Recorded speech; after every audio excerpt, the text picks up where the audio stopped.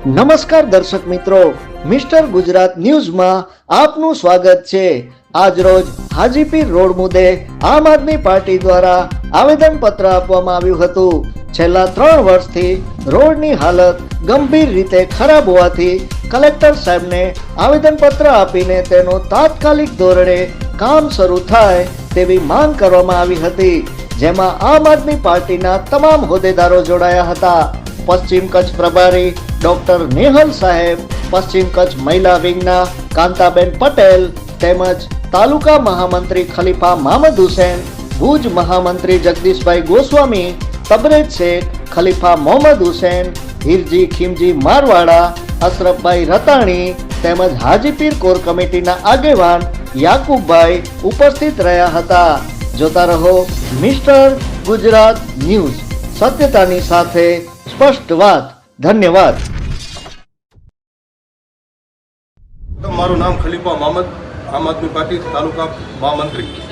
આજ રોજ કલેક્ટર ઓફિસે અમે આવેદનપત્ર દેવા આવ્યા છીએ કે હાજીપીર રોડ છેલ્લા 3 વર્ષથી બહુ ગંભીર હાલતથી ખરાબ છે, તો ત્યાંના સ્થાનિકો પર બહુ મુશ્કેલી પડે છે હોવાની હાલવા ચાલવામાં। રસ્તો એટલો ભયંકર ખરાબ છે કે કોઈ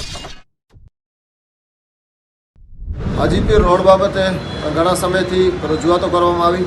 લાસ્ટ અમે હાજીપીર બની કોર કમિટી તરફથી 9 તારીખના જિલ્લા કલેક્ટર સાહેબને આવેદનપત્ર આપ્યું। ત્યારબાદ નરા ફાટક ઉપર ચક્કાજામનો કાર્યક્રમ આપ્યો અને આ કાર્યક્રમમાં પોલીસે ઘણા બધા લોકોની અટક કરી।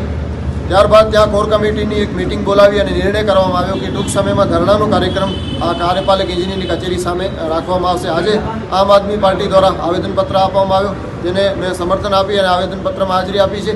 અમારી માંગણી એક જ છે કે હાજીપીર રોડની હાલત ખરાબ છે અને ખરાબ થઈ રહી છે। એનું મુખ્ય કારણ ત્યાં મોટી મોટી ટ્રકો જે ઓવરલોડ ચાલે છે, એક અદાણીના સોલાર પ્રોજેક્ટ માટે પવનચક્કીઓ લઈ જાય છે એ, અને બીજી નમક અને રેતી કાકરી જેવા અનેક સાધનો જે કંપનીઓમાં જાય છે, ઓવરલોડ ચાલે છે। આ ઓવરલોડના કારણે રોડની હાલત ખરાબ છે, જેને તાત્કાલિક બનાવવામાં આવે તેવી અમે આજે આમ આદમી પાર્ટી તરફથી રજૂઆત કરી અને કચ્છમાં કોઈ પણ પાર્ટી આ બાબતે હાજીપીર રોડ બાબતે રજૂઆત કરશે તેને મારું જાહેર સમર્થન હશે।